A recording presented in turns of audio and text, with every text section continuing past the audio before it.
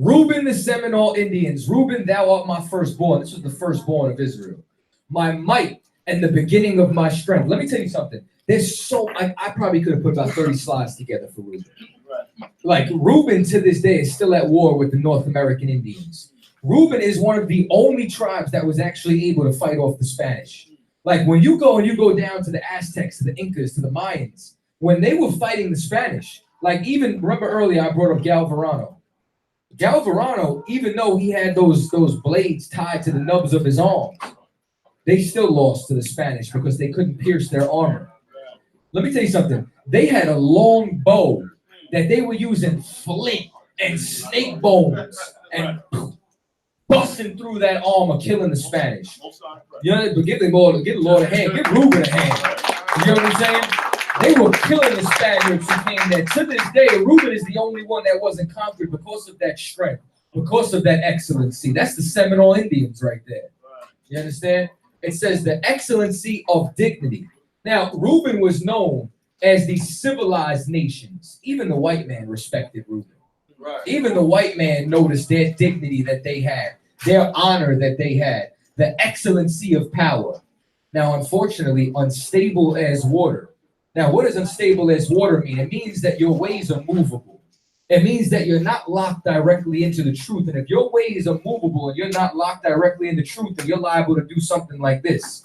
Thou shalt not excel, because thou wentest up into thy father's bed and defiled it. He went up into my couch. Meaning what? Reuben went and he slept with his stepmother. You understand? And as a result of that, this is why, like, they don't have no Aztec, Incan Empire or nothing like that. You get what I'm saying? Listen, I went to a Seminole County. I used to live in Florida. I ain't meet not one Seminole. You get what I'm saying? And that's because of what he did in his ancestry. That's because of what his forefather did. Now, that doesn't mean he didn't have that dignity. I mean, even if you look back to when they tried selling Joseph into slavery, the reason why they didn't kill Joseph, my personal forefather, is because Reuben said, don't kill him for our father's sake. Even in wickedness, he had some dignity. Right. Now, I talk about sidebar, little joke. I talk about this with Captain Zaryat. He was talking about, he goes, yeah, Judah, we sold your ass into slavery. I said, yeah, then you came back begging for food stamps, didn't you? just a little bit of a joke. I ain't trying to split the kingdom again. It's one nation now. All right? You can tell that drink kicked in, right? Next slide. Now, look at how they dress. Look at the dignity. Look at the pride. Look at the mitri that they had. Look at the same headpiece that you saw in that petroglyph in Puerto Rico. And when you take a look at them, look how separately they dress from that rough cowhide of Gad. You understand? Take a look like this. This looks like a dignitary you send to go talk to an emperor or something. You know what I'm saying? Like, we got a king in Israel. Who we gonna send to go talk to this cat about opening trade negotiations? We gonna send Reuben. Reuben gonna be the dignitary. You understand? This is the Seminole Indians. Now let's get into a little bit of history and understanding of Reuben. Next slide. The Creek. This is another name for the Seminole. The Mohegans is another name for the Seminoles. This is the collection of these nations. Understand? The Creek and the American Indian people originally from the southeastern United States, not to be confused with the Cree, who are found in Canada. The Creek are also known by their original name, Muskegean. Now, remember what we said earlier. What was the Muskegean verb? What was the Muskegean language? It was molded in Hebrew. You understand? Their language, Muskegee, is a member of the Creek branch of the Muskegean family, and we know that their language was Hebrew. And they were known as the 5 civilized tribes. Why? Because Reuben had that respect and dignity even amongst his enemies. Next slide. Now, the term Seminole is a derivative of Cimarron, which means wild men. Why? Because they are unstable as water. These are wild men. These are men that you cannot mess with, that you cannot conquer, that they ain't make no treaty with the so-called white man. You understand? The original Seminoles were given this name because they were the Indians who had escaped from slavery in British-controlled northern colonies. When they came to Florida, they were not called Seminoles. They were actually Creeks, the Indians of Muskegee derivation.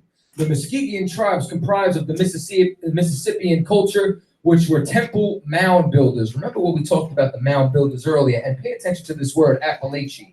The Appalachian was one of the 5 tribes or families that made up of this Seminole family, these Seminole tribes. Next slide.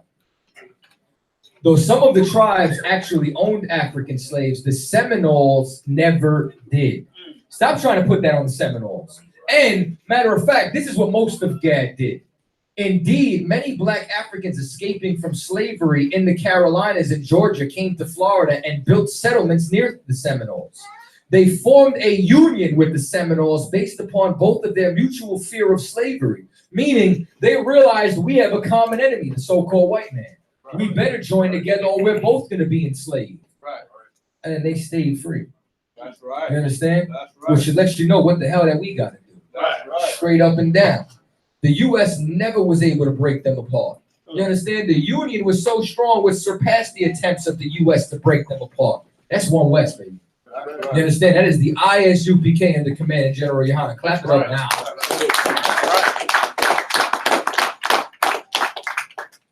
So now, they were so closely allied that the blacks became known as the Black Seminole.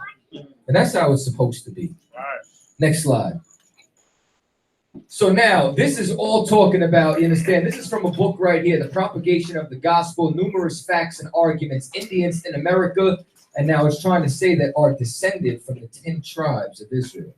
So these are all different various writers, right? Matter of fact, big ups to Officer Zakawar for this. Officer Zakawar gave me this, you understand, this information. He sent it to me. I read this book in like a night. There's so much more information, including the fact that Africans and the so-called white man were both calling Judites in Africa Negroes. Sidebar.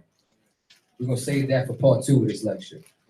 So now it starts talking about it starts talking about the authors of this. Dr. Jonathan Edwards, from a time ago, communicated to the Society of Arts in Connecticut to form indigenous observations of the language. If I mess up, it's because this is written in Old English and there's F's instead of S's.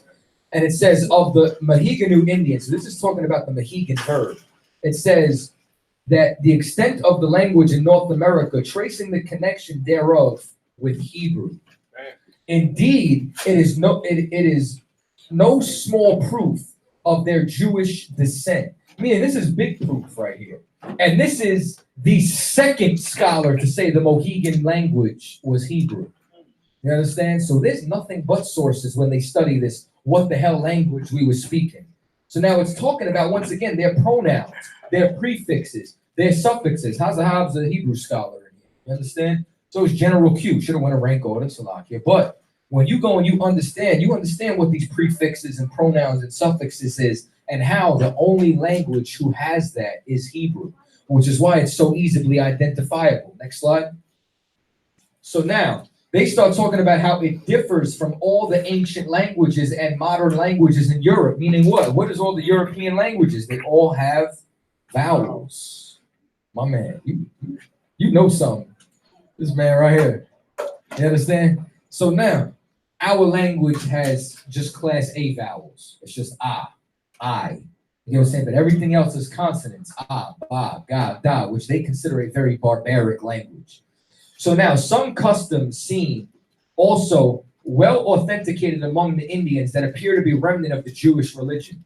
So now we're still talking about the Mohegans. We're still talking about them in the South. It says, so now it starts talking about how they have religious devotion. They practice the Hebrew Passover. All they talk about is their forefathers, which is all that we do. You understand? Talks about how they mourned for the dead. Some suppose too many difficulties about the conveyance of the Indians. So now it starts talking about all these different Indians. So now I want to come over here, right? So now it starts talking about the Creek Indians, and it starts talking about all the different things that they would do inside their tribes. Y'all see down here? It starts talking about Georgia, East, and it starts talking about all these different things, how they celebrated the Passover, all their religious and spiritual traits, all going back to Israel, all have to do with Reuben. Next slide. Now, the last remarkable fact to be made, this is the Indian woman. Right now, this is all talking about Reuben. So it says, in the separation of their women on certain occasion, the southern Indians, now remember where Reuben was. Reuben was in Georgia. Reuben was in Florida. Reuben was inside these places. So now when it mentions the Southern Indians, this is who it's talking about, oblige their women into the lunar retreats to build small huts at considerable distance from their dwellings, because what would you have to do with a woman when she was unclean, when we were in the kingdom? She had to separate and go stay in her own dwellings. Solomon, balling out of control, built a house for each one of his women. Women, don't think you spoiled. We in captivity, man. Right. All right? So now, it says, and their dwelling houses they imagine to be sufficient where they are obligated to stay at risk of their lives. Should they be known to violate this ancient law, they must answer to every misfortune that the people meet with. Among the Indians on the northwest of Ohio, the conduct of women seemed perfectly agreeable as far as circumstances will permit with the law of Moses. Young women at the first change in her circumstances immediately separate herself, meaning what? Her flower, her period. Herself from the rest, but made some distance from the dwelling houses and remained during the whole time of her Maladay, or 7 days. Where else were women supposed to be separated for 7 days, if not for Leviticus, the 15th chapter? The person who brings her victuals is very careful not to touch her, and so cautious is she touching of her own food with her hands that she makes use of sharpened stick instead of a fork, with which she takes up her venison and small ladle of spoon for her other, next slide, food. When the 7 days are ended, she bathes herself in water, washes her clothes, and cleans the vessels as she has made of use. This is Leviticus. This is Levitical law among Reuben. How do we know? Now, once again, a Muskegee woman delivered a child is separated in the manner of 3 moons. Or 84 days. So now, once again, by the Levitical law, a woman was to be separated and unclean for 40 days for a man-child and 80 for a female child. So what you're starting to see is, once again, we start to keep all these laws. This is what Reuben was doing. This is the Muskegee. This is the Creek. This is the Seminole. This is Reuben. Let's take it a step further. Next slide. Yo, when I found this, I wanted to kick a hole in the goddamn wall. I called Captain Zaryak, General Mahayim, and Zakar, and Captain Zakar. I'm putting some respect on your name, man. You get what I'm saying? I wanted to lose my mind. So now, recently discovered the original copy of the migration legend of the Creek people. They said this is not a legend. This is a goddamn map of migration to where they went. Give me the next slide. So now, remember earlier, I told y'all I need y'all to pay attention. Montesinos, who possessed the manuscripts of Luis Lopez, the learned bishops of Quito. Where is Quito? Quito's in Peru. A Portuguese mariner, once again, he studied this in South America, the Jews of the 10 tribes. Next slide. So now, this Portuguese mariner, Antony de Montesinos, arrived in Amsterdam after having lived some years in South America. Next slide. So when he arrived back there, after he was locked up, he said, yo, those were the lost tribes. So when they had this conversation, Shema Yasha'Allah Yahweh Lahayana wa Yahweh Akkad, when they had this conversation about Reuben, that they met Reuben, and Reuben said that the tribes of Joseph were on islands nearby, they were in Peru. Well, what the hell was Reuben doing in Peru? Next slide. What apparently blew the minds of Ivy League scholars was that the elite of the Appalachia, remember the Appalachia was one of the 5 civilized nations of the Seminoles, were obviously of Peruvian origins. So when they met Reuben in Peru, it's because Reuben started in Peru. And when they traced this migration, they went from Peru and they went into Florida, into Georgia, because Reuben is the Seminole Indians. Don't tell me the I.S.U.P.K. don't got the truth. You don't know a goddamn thing outside of here. Next slide. 3 other migration legends. So now, when you go and you break down these legends, it talks about where they went, talks about who they thought they were connected to. And originally, now this is what's even more amazing, the Appalachian Creek migration legend arrived from the Atlantic Ocean, meaning that the Bering Strait is bullshit. probably sailing the Gulf Stream northward. High King Chickalee described their first town as being located in downtown Savannah after they migrated up.